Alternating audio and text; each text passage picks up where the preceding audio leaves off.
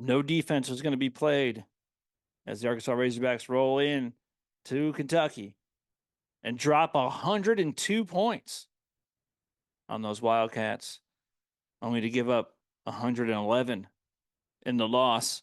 This is Arkansas Basketball Recap. I'm Dana Price. That's Jacob Price. Sorry for the late video. We're busy. We got kids and stuff, and the season, guys. There's some seasons where the priority level rises, but it's tough right now. When are you really wanting to make your wife upset about you having to miss the thing so you can record the pod right after the game when a season's like this?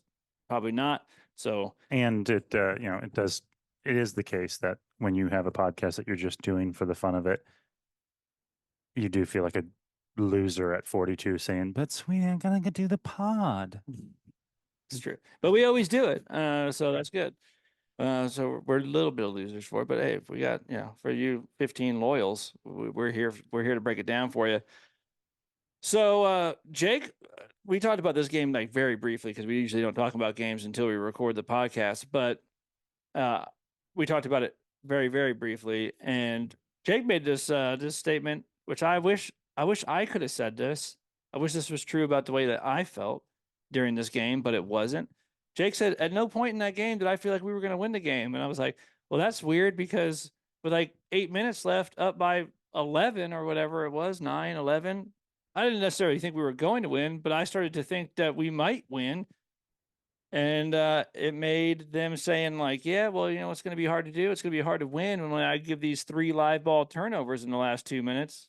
That's going to be hard. It's also going to be hard to win when I foul guys in such a way to get an and one, because when I touch their arm and I realize I touched their arm, I yank my hand off and then the ref saw me touch their arm, but also now I'm not touching their arm anymore. So I'm just going to complete this layup. I'm a big believer in if you go up for the block and you feel yourself, you feel that arm, now you have not, you don't yank your hand off and hope the ref didn't see it. Now you fouled. So you better foul in such a way that this guy does not make the shot. Now I'm not talking about like getting violent and like getting crazy flagrants or anything, but there is a way to know like, well, I didn't get the block, and there's no way that shot's going in when I get done with this complete karate chop of your arm. Well, and yeah, I mean, obviously you don't want to get an intentional or a flagrant, but there is a way to foul where once you realize that you're committed and the guy's got you. Mm-hmm. And with good players, I mean, we're going to go play basketball in about 45 minutes. And there's certain players who you think you can get in their way and you've seen them miss layups, but then there's other guys where it's like, there's a 90% chance this guy's finishing this and one. So I have to foul in a different way. Yeah. You know what I mean? I have to foul once you know you're foul. I always try to go for the strip or the block first, but once I know I've gone, like it's over. Well, like, and sometimes that happens way before the contact. Sometimes the guy crosses you up and you realize I'm behind him. There's no way I'll tell you what I'm never doing, and I've never seen you do this once in your life. Hold my hand back once I know I've fouled you. Yeah. And I've never done that. Like because I'm like, oh, like once I feel like I come down, I feel all arm. I'm like, oh crap, and I just go all the way with it. Yeah, I mean, best case scenario, especially when there's a ref, because it's like maybe in a pickup game, it's a little different because you're like you're going to call it on yourself. But when there's a ref, don't look guilty. Like you have more likely chance of him being at a weird angle and not seeing that you got arm, thinking maybe you got ball or swiped at it with just a follow through. But yeah, this like backing up and going like pulling yourself away makes you. I mean, refs, especially ones that have been doing it long enough. I mean, I already feel like most of the time you can tell by the players' reactions whether they did or didn't do it. Even if they're not being like vociferous, if a guy body checks a guy and he doesn't turn around and just look absolutely flabbergasted, it's pretty much a sign that he knows that he did it. Because most of the time they act like, it's not as bad as the NBA. They're insulted. Like I wouldn't do that. I can't believe you called that. The best is like when most of the time, every once in a while, and usually you can tell because there's a difference between and when they really didn't foul, they act like they're going to take this to the Supreme Court. You know what I mean? Right. So the difference between them just being like, I was hoping you wouldn't call that, and I'm going to act like I wouldn't, versus when they really didn't, they start freaking out. But anyway, all that to say, yeah, I'm not sure if, you know, me not feeling like we were going to win that game is just my general. I tend to be a pessimistic fan, classic, always Well, assuming the worst. But dude, you couldn't have written this up any better offensively for Arkansas. If I told you that we were going to shoot 53%, we were going to go 34 of 64 from the field, you'd be like, all right, I like that. That's 53%, man. I like that. If I said we're going to go 7 of 17 from three, we're going to shoot 41% from three. We're only going to shoot 17 of them. We're going to make 7 of them. I'd be like, all right, I like that. What if I told you we were going to go 27 of 28 from the foul line? That is 96.4%. Dude, I mean, that's nuts. 27 of 28 from the foul line. Be like, all right, well, surely, like, what did they do? Like, did they kill us on the boards? 25 31. Not that big a deal. What about steals? Oh, no, we're going to have 10 and they're going to have 7. Oh, all right. Well, surely we had way more turnovers than them then. Now, we had 11 and they had 15. How does it happen? How did you lose? Well, they shot 34 of 60 for 56%. All right. They went 9 of 20 from three. That's 2 more threes. That's 45%. And then how about this? They only shot 81% from the free throw line, but it just so happened that it was 34 of 42. yeah, they'd have won that game by 15 if they'd have hit their free throws. Well, dude, 42 free throws. It's a lot. I mean, this was the one thing that Musk brought up. So I watched the press conference. He's like, the number that stands out is 28 to 42, and that's free throw attempts. Mm-hmm. And he seemed to be implying kind of like, hey, I think that they got more of the calls. Like we got some drives and stuff. But I'd be like, maybe. I mean, you guys went in there hard sometimes. We were driving the ball a lot, but also y'all be fouling, dude. Like y'all be fouling a lot out there. Well, they foul a lot, and I actually okay. So the reason I said to my wife with 7 minutes to go when we were up by 10, I said, I said, yeah, just like the Razorbacks. Like I had no expectations of winning this game, so they're going to come in here and get me all invested, get a lead, and then they're going to lose the game anyway. Yeah. And she's like, well, no, they're not. They're up by 10. I'm like, but if you look at the fouls and you look at the percentage of shots that we've hit, because we hit a high percentage of shots, I'm like, we are due to miss some shots. We're gonna have some guys foul out because we were making some tough stuff too. Like the first 10 minutes of that game when it was just like back and forth, I was like, I don't know if I love that. I don't know if we can maintain this because I mean, Mark's making impossible shots and Battle's like Ellis is making impossible layups. You're just like, I don't know, like how if they were gonna play the whole game like this, like we're gonna really get smoked because I don't think we can keep this up. But to their credit, we actually did keep that up a large percentage of the game. And Kentucky, it's not like Kentucky had a bad game. I mean, they had guys that shoot 28% shooting 90% from 3-point land and stuff. I mean, they hit a lot of shots as well. By the way, their defense is not great. No, and also there is something to the fact that there's a fluidity and a rhythm to a game, and that game just both sides had it. Like you could just tell both teams were very in the flow because the defense wasn't as bad as maybe that score would indicate. Guys were making tough shots. Yeah, they just were. The defense was not that bad. In fact, the commentators were talking about like how a lot of the times, I mean, those turnovers, Arkansas forced a lot of good turnovers by playing really tenacious physical defense. And Kentucky helped us a little. I mean, the thing is, the mistakes were actually sort of evened out because Kentucky made a bunch of mistakes. They threw the ball away. They missed some, like, I couldn't believe it, layups and putbacks. But then we did too. We didn't have as many bad turnovers as they did. Or we had them at a worse time. But we had them at the worst time. And we also did have many, especially, and I think it was that our mistakes came at more critical points.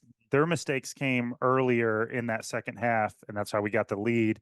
And then ours came at the end, and the fouling. The last 4 minutes was just full of mistakes. Well, I remember a moment where like they were starting to it was mostly about the crowd. The crowd was looking for a reason to get into it, and they'd like hit a three, and then they'd come down. And you really need to score to like keep this because it was a 10-point lead. Now it's like 7, and they're like foaming at the mouth to get a stop and get down and get this to 5, and then the crowd's gonna. And this is exactly what happened. But on our end, we got like an opportunity. I can't remember exactly what happened, but it was, I think it was Mitchell. I mean, I don't even know how he missed it. He just had a layup where it was like Yeah. I think a give and go. He got it and just rolled and it just toilet bowled Yeah, out. I don't understand. So Musselman played. I guess we should also mention that Battle becomes the first player since Mason Jones to score 30 plus points in 3 consecutive games, and he did ball out. And he's doing it in very similar fashion. He is, you know, I don't know if Muss had him go watch Mason Jones film like for hours and hours and hours. I thought but honestly, he played really just well. before we move past that, I thought we should have had the ball in Battle's hands more. Mark, as well as he played, did take a few, I thought, ill-advised shots. I mean, they were earlier, so I mean, obviously we were able to overcome them because we had the lead. But when Mark has the ball in his hands, 50% of the time he's going to shoot a fadeaway. Yeah. And there's no chance of getting a foul. Almost no chance of getting a foul. Whereas Battle, I would say maybe 25% of the time is going to shoot a shot that doesn't really, really challenge the refs to call a foul. Yeah. And I was even, and this was mostly in the first half that I was going, dang, why is Battle, like we've had 3 possessions and Battle's been in the corner the whole time, either watching Ellis or, Mark dribble around. I mean, it's a minor critique, but I actually, as much as he had the ball, I thought he should, because he is the one, more than, like, because Ellis has been doing that drive and layup pretty good, but he doesn't get fouled. Dude, the end of the game, Ellis picks up his dribble in like bad spots, like, and like a lot of those turnovers were because he was trying to pass out of at the end there, those live ball turnovers. You're picking up the dribble and you're in the defense is scrambling, but like, yeah, I would have just put the ball in Battle's hands at the end. I don't know if I love game on the line and Ellis has the ball, and I didn't think Ellis played bad. It's not that. There's just in that situation, I just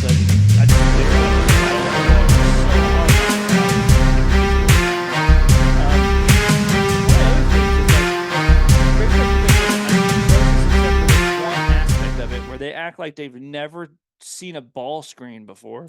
That was insane at the end. I couldn't believe it. Like, have you never seen a ball screen? Dude, you don't know Muss, what a ball screen is? I mean, I don't want to criticize Muss too much, but like, you do have timeouts for a reason. Like, Yeah, after the second one of those, I would have been like, okay, timeout, guys. Remember all the times we worked on how to guard ball pick and rolls? Like, dude, well, the pick and roll was nuts, and then also just like simple ball screens where like it's not a screen for like sometimes, hey, guys, you set a screen for a guy that doesn't even have the ball to go get the ball. We look like we were like, what? Like, are you serious right now? And the inbounds plays, dude. dude, like, I don't know in what college teams should be able to defend because you have 5 guys on the floor and one of their guys is trapped out of bounds. You should, as in something that you've practiced since grade school, college teams should be able to deny not the inbound, but dunks and point blank layups. Those are things that only really work in like junior high. Once you're in high school, usually it's on the other teams. Like they just hope they can inbound the ball. You know what I mean? Yeah. Like they throw it over half court or whatever. That's what you're trying.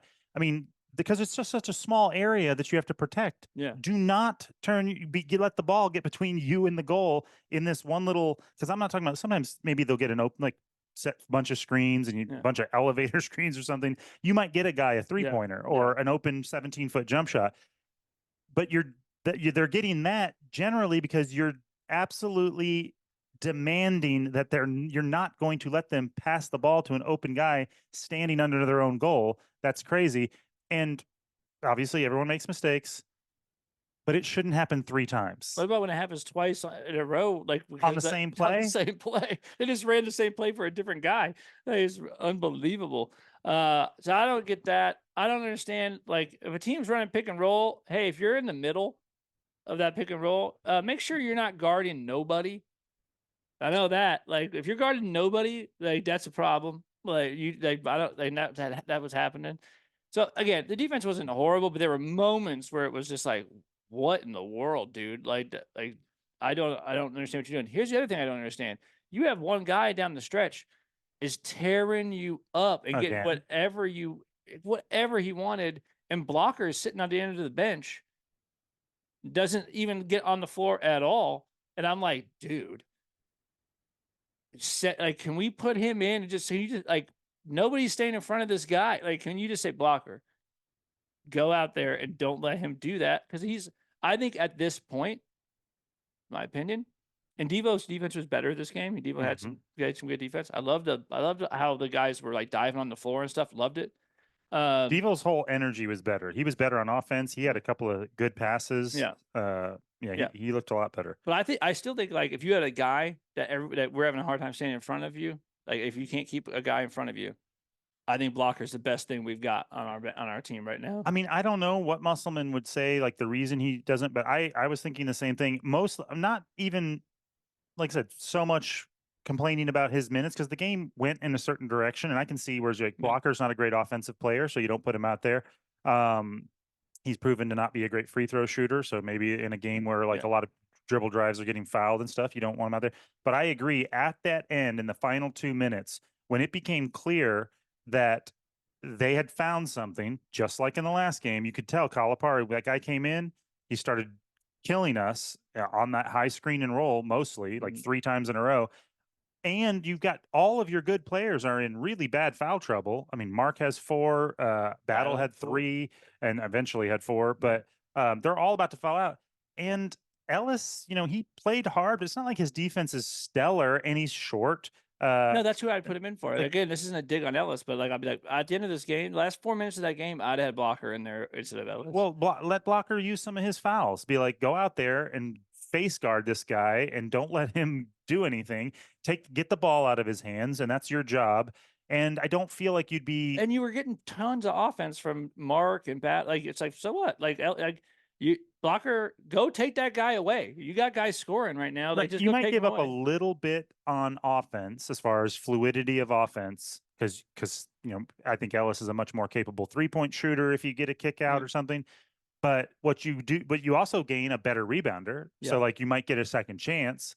And like I said, I would have liked to at least seen him have a chance to be like, because we saw this movie last game where it was like, and honestly, I keep getting distracted, but the reason I felt like we weren't going to win that game is because I didn't think the reffing was terrible bias, but I actually didn't think they're really letting them play.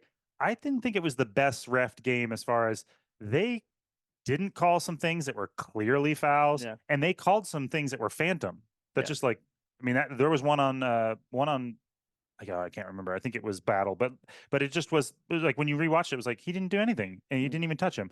And I don't like that when the reffing is sort of like you don't know when it's going to happen. And other times guys are getting clobbered and they're just like body fouls. And or there'll be the one where it looked like Mark 1,000% probably fouled that guy when he went through his entire body to poke that ball out. They're like, well, that's probably a foul. Then Mark ends up with a steal. They didn't call the foul, and everyone in the world knows that. Like, you're like, dude, can you just run through a guy and get the ball? Can you do that? And then they didn't blow the whistle for whatever. Then Mark just gets like obliterated, ends on the floor, and you could tell that was like, well, I didn't call that, so I can't call that. And then it's just like until finally they get like a jump ball or something, right? Where you're like, you guys now have accumulated too many missed calls in this possession to blow the whistle, and you're just waiting for someone to come out with it or tie it up. Yeah, that was a bad one. But I just felt like I could tell both teams were kind of doing the same thing, which is forcing the other team to try to guard the dribble drive, us with Battle, and then with a couple of different players. But I felt like when you looked at it with like 7 minutes to go, even though we had a lead, if you looked at our primary players that were in foul trouble, and I knew that once it came down to the final 2 minutes, the refs are going to start calling more of these fouls because when the pressure's on in the game, they don't feel as much like they can just let them play. And this crowd's going to get hostile, and they're going to put pressure on our guys that are in foul trouble, and they have a bigger bench. You know what I mean? They got a bigger arsenal of players. And it just felt to me like we had played over our heads, and Kentucky still was like well in that game. And it looked to me like I said, we were running out of fuel as far as I could tell that when they start calling all the fouls, we can't stay in front of guys. Yeah. Like we need to be able to bump guys a little bit. Yeah. And when things got tight at the end, that just happened. Like we just could not. We either had to let them score or foul them. There Yeah. was no other option. Yeah. Yeah. Player of the game, 3 games in a row. Belief battle. Seems like it. Yep. I mean, I will say, I mean, Mitchell kind of let us down a little bit in that, the last game we were talking about, I don't know if we talked about it on the pod, but we were talking about how we're not really sure why they put Brazil in very much because his plus minus in that last game was really bad. We were doing well, yeah. and then he came in, and then not that it was his fault, but we started doing less well. This game, it was the opposite. They were actually doing pretty good with that starting lineup. Yeah. I mean, decent. And then when Mitchell came in, I mean, part of it was that he got that flagrant foul right away, but it took him most of the first half to do anything effective. Yeah. Like he just didn't have it. He wasn't scoring. He was making bad fouls. That elbow was stupid. Yeah. I mean, it was a little bit weird because he was slipping, and that guy Yeah, probably it's dumb. fouled. It's dumb. But It's you dumb. you can't throw it like Yeah. that, you know. Dumb. But If I had to ask you, since you haven't looked at these stats, who do you think our leading rebounder was? maybe Davenport. He was second Hmm. with 5 rebounds. Someone else had 8. Brazil. Khalif Battle, Hmm. Nice. 8 rebounds. Yeah, that was the weird thing. Is like, Lawson plays 25 minutes, 2 rebounds. Brazil plays 15 minutes, 2 rebounds. Makai Mitchell plays 16 minutes, 2 rebounds. Davenport, 5 rebounds. Battle, 8 rebounds. Mark, 4 rebounds. I mean, I know there was a lot of shots made, so there were less rebounds. That's for sure. But I don't know, like that your bigs like Brazil, Lawson, and Mitchell combined for 6 rebounds. That seems like not awesome. Yeah, no, that's not good enough. Like they combined for less than Battle. We He need had to, 2 more rebounds than those 3 guys combined, which is that's a problem. yeah. But At, Battle's engaged, man. I mean, like that kind of stat tells you that he's engaged. I mean, he's out, he's playing. well, and he managed to do the best at guarding without fouling. Mm-hmm. I mean, it took him the longest to Yeah. accumulate his fouls, and I thought one of them wasn't a foul at all. Yeah. So, yeah, he actually is definitely balling. I hope at this point, I'm like, man, well, maybe I do hope he stays. Yeah, I mean, he If he's going can't. to play like that. He can. He technically has another year of eligibility, so he can stay. Oh yeah, it wouldn't hurt my feelings if him and Mark wanted to come back at all. At any rate, I think we're solidly in the position now where there's no chance. I mean, we were talking about like if you win the rest of your games and then you get some help from Georgia and Texas A&M or Mississippi State or somebody like falls a bunch. Maybe you could I get think out. we're playing We're Wednesday. playing Wednesday, but I will say, I mean, it's not going to happen, obviously. But this team They could is win a they're couple. They they're could win a couple games in the well, tournament. they're showing you that it's not as bad as it doesn't feel as. I mean, dude, it's a tiny little spark. But 3 games ago, it was like, I still don't want to see Tennessee or no, Auburn no. or But they're playing. They're showing that they're capable of winning these games because at the way they're playing right now against Tennessee, Alabama, and Kentucky, I always use it like in reference Auburn this year too. to 10 point or playing a team 10 times. They're all these teams are better than us. 3 games ago, I would have said if we play any of those teams 10 times, it's not going to be a matter of we won't win at all. It'll just be a matter of we'll have on one end we'll lose by 40 and another end we'll lose by 5. You know what I mean? Yeah. But I would say like with Kentucky and the way Arkansas has been playing the last 5 games, they're better than us. It's a better team. They're deeper than us. They're more disciplined in certain aspects, or maybe discipline's wrong. They're just more talented rebounders, a little bit more talented defensively, probably. But if we played that Kentucky team 10 times, I think we would win 3 of them. Yeah. You know what I mean? Yeah. Like that's that's where we are with the way they've been playing the last 5 games.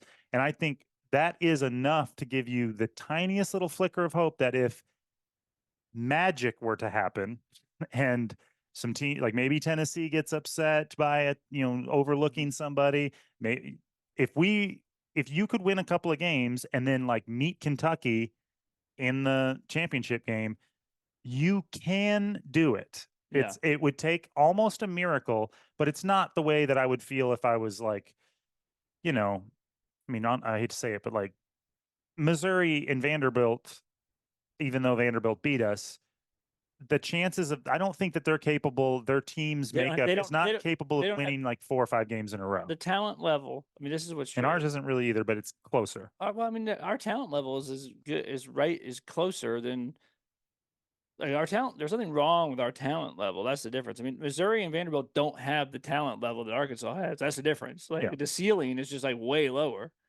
So yeah. So there's a Anyway, spark, but we have to literally win the SEC tournament to probably even have a chance at the NIT. Because I mean, well, if you want to, you win the SEC tournament, you're going to the NCAA double tournament. no, If you get to the championship game and lose, I don't know, maybe the NIT is like, hey, maybe Arkansas, they're playing pretty good right now. right? Maybe. Because that's what I was going to say. Is like we're not going to even play in the NAT with this record. No. So there's no postseason unless you win the SEC tournament, Yeah. which, like I said, would take a miracle, but it's 5% chance. some things would. I mean, you need help. Like things would have to. You need a couple of these teams to play badly, Yeah. and you need to play really well. Yeah. So, Yeah. but it's possible. All right. Well, 2 more games to go. LSU and Alabama. We will cover it. We'll be back after Dude, those our games. girls are have had a similar season too. They're freaking injuries and stuff, and They're I thought they were gonna have a great season. We're going to the Razorback women probably are going to the NIT. It probably is. They're going to just miss. They're just on the outside probably, and they're not going to win the SEC tournament because South Carolina is. Because they haven't lost any games all year, and they're probably not going to start. We played really well in the first half against them. I mean, I think they were. I can't remember. They were only up by like 10 or something. But for a quarter and a half, it was neck and neck, which was, I mean, weirdly is given. I think we ended up where we lose by 30. Yeah. But they're just, dude, they got all the humongous women. Yeah.